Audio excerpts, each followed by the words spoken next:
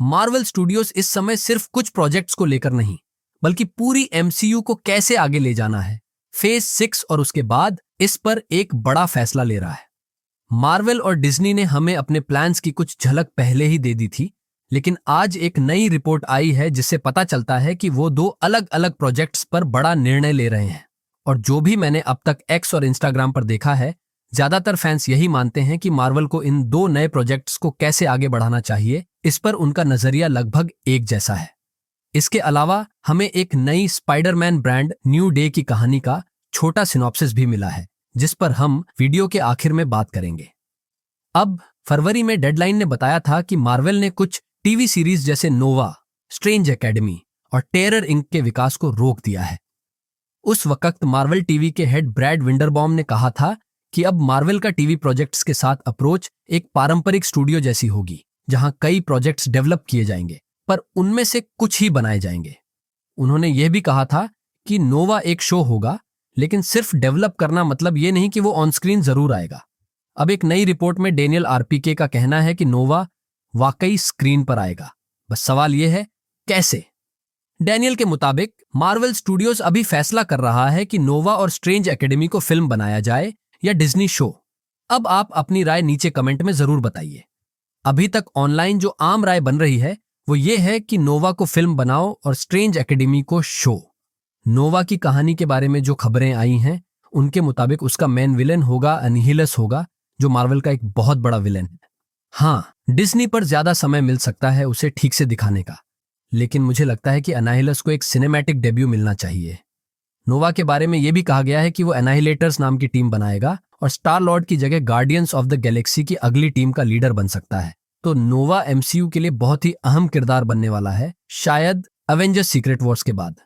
Disney और Marvel ने खुद कहा है कि मेन कैरेक्टर्स और बड़ी कहानियां अब फिल्मों में दिखाई जाएंगी, ताकि लोगों को हर एक डिज्नी शो देखना जरूरी न लगे। तो उसी लॉजिक से नोवा को फिल्म मिलनी चाहिए। अनाहिलस को भी एक बड़े विलेन के रूप में पेश किया जाना चाहिए, जो कि कॉस्मिक साइड का मेन विलेन हो सकता है। सीक्रेट वॉर्स के बाद एमसीयू में 3 साइड्स होंगी, म्यूटेंट्स, कॉस्मिक और सुपरनैचुरल।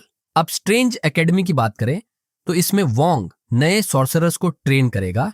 ये शो मजेदार हो सकता है क्योंकि डॉक्टर स्ट्रेंज की पहली फिल्म में हमें ट्रेनिंग को गहराई से नहीं दिखाया गया था। अब इसमें एक ट्विस्ट भी है। जब इन शो को कैंसिल या डिले किया गया था तो जेफ स्नाइडर ने कहा था कि उन्होंने स्ट्रेंज एकेडमी के बारे में कुछ नहीं सुना, लेकिन एक्स एकेडमी के बारे में जरूर सुना था।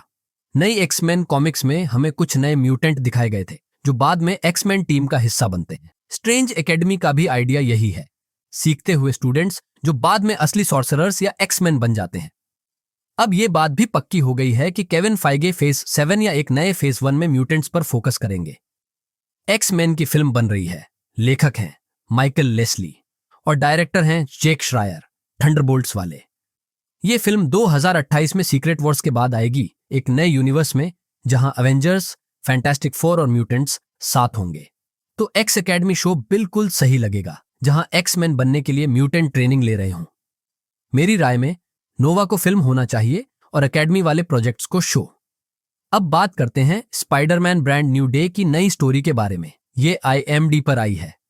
जब दुनिया उसके नाम को भूल चुकी है, पीटर पार्कर जिंदगी का नया चैप्टर शुरू करता है। कॉलेज की क्लासेस, पार्ट टाइम काम और एक बार फिर न्यूयॉर्क का फ्रेंडली नेबरहुड स्पाइडरमैन बनने की जिम्मेदारी।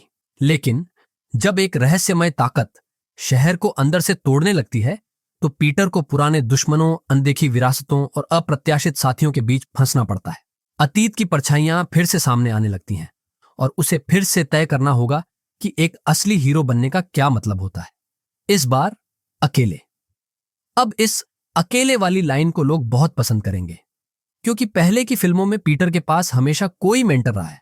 होमकमिंग में Tony Stark, Far From Home में हैप्पी, नो वे होम में बाकी स्पाइडरमैन और मे।